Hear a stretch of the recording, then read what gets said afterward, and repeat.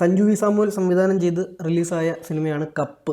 കുറേ നാളിന് ശേഷം പോസ്റ്റ് പ്രൊഡക്ഷനും എന്തൊക്കെയോ ബഡ്ജറ്റ് ഇഷ്യൂ കാരണങ്ങളൊക്കെ കൊണ്ട് ഒരുപാട് ഡിലേ വന്ന സിനിമയാണ്. 2021 ടൈമിൽ ഷൂട്ട് ചെയ്ത സിനിമയാണ്. അതുകൊണ്ട് തന്നെ അതിൻ്റെ എല്ലാ പോരായ്മകളും സിനിമയിൽ കാണാനുണ്ട്. ഓൾറെഡി അന്ന് ഇറങ്ങിയാൽ പോലും നമുക്ക് അത്ര ഡൈജസ്റ്റബിൾ അല്ലാത്ത ഇതാണ്. അതായത് ഭയങ്കര ഹൈലി ഔട്ട്ഡേറ്റഡ് സ്റ്റോറിയും സ്ക്രിപ്റ്റും മേക്കിങ്ങും ഒക്കെയാണ്. ഭയങ്കര ടിപ്പിക്കൽ ഓൾഡ് സ്കൂൾ മേക്കിംഗ് പരിപാടികളാണ്. ഇത് 2021 അന്ന് ഇറങ്ങിയിട്ടും കാര്യമില്ല എൻ്റെ ഒരു ഒപ്പീനിയനിൽ. ഇതൊരു 2015-16 ടൈമുകളിൽ കുറേ സ്പോർട്സ് മൂവീസ് ഇറങ്ങിയിട്ടുണ്ടായിരുന്നു. അപ്പോൾ ആ കൂട്ടത്തിൽ ഇറങ്ങിയിരുന്നെങ്കിൽ തട്ടിയും മുട്ടിയും പോകേണ്ട ഒരു സിനിമയാണ്. 2021 തന്നെ ഔട്ട്ഡേറ്റഡ് ആണ്. അപ്പം 3 വർഷം കൂടെ കഴിഞ്ഞ് ഇന്ന് ഇറങ്ങുമ്പോഴത്തെ അവസ്ഥ ഒന്ന് ആലോചിച്ച് നോക്ക്. ആകെ ഈ സിനിമയിൽ ഒരു പോസിറ്റീവായിട്ട് എനിക്ക് തോന്നിയത് കാർത്തിക് വിഷ്ണു, അതായത് മാത്യുവിൻ്റെ ഫ്രണ്ടിൻ്റെ ക്യാരക്ടർ ചെയ്ത ആ ഒരു ആക്ടറുടെ പെർഫോമൻസ് ആണ്. പുള്ളി പല സിനിമകളും കണ്ടിട്ടുണ്ട്. ഇതിനു മുമ്പ് ഒരു സിനിമകളെ പോലും അങ്ങനെ ഇമ്പ്രസ് ആക്കിയിട്ടില്ല. പക്ഷേ ഈ സിനിമയിൽ നല്ല റോളായിരുന്നു. കോമഡീസൊക്കെ വർക്കായി. പുള്ളിയുടെ നമുക്ക് ഇഷ്ടം തോന്നുന്ന ഒരു ക്യാരക്ടറും പരിപാടിയും ഒക്കെയാണ്. വലിയൊരു സ്റ്റാർ കാസ്റ്റ് ഈ സിനിമയിലുണ്ട്. മാത്യു, പിന്നെ മാത്യുവിനെ കൂടാതെ തന്നെ നമിത പ്രമോദ്, അനിക സുരേന്ദ്രൻ, റിയ ഷിബു, ഗുരു സോമസുന്ദരം, ബേസിൽ ജോസഫ്. ഇന്നൊരിക്കലും ഒരു ഡയറക്ടറും ബേസിലിനെ ഈ ഒരു റോളിനൊന്നും അപ്രോച്ച് ചെയ്തില്ല. ഇത് അന്ന് അതിൻ്റെയൊക്കെ നമുക്ക് അറിയാനുണ്ട്. ഒരു കാര്യമില്ലാത്ത റോളാണ്. അതായത് മാത്യു പുള്ളിയുടെ സ്ഥിരം സാധനം. അതായത് തണ്ണീർമത്തം തൊട്ട് എന്ത് പുള്ളി ചെയ്യുന്നു അതേ സാധനമാണ് ഇതിൽ മാത്യു ചെയ്തിട്ടുള്ളത്. 10ാം ക്ലാസ്സിലെ കുട്ടി അല്ലെ +1 കുട്ടിയുടെയാണ് മാത്യുവിനെ ഇതിൽ കാണിക്കുന്നത്.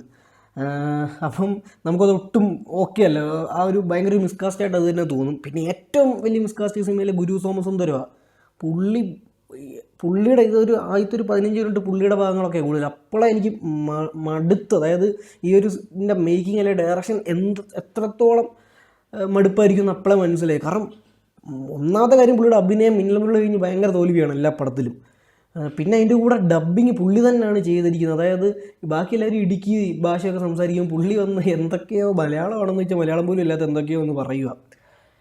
പിന്നെ ബേസിൽ വേസ്റ്റഡ്, കംപ്ലീറ്റ്ലി വേസ്റ്റഡ്. ഒരു കാര്യമില്ലാത്തുള്ളതാണ്. സെയിം, അതായത് നിഖിലയും അനികയും സെയിം കാര്യം.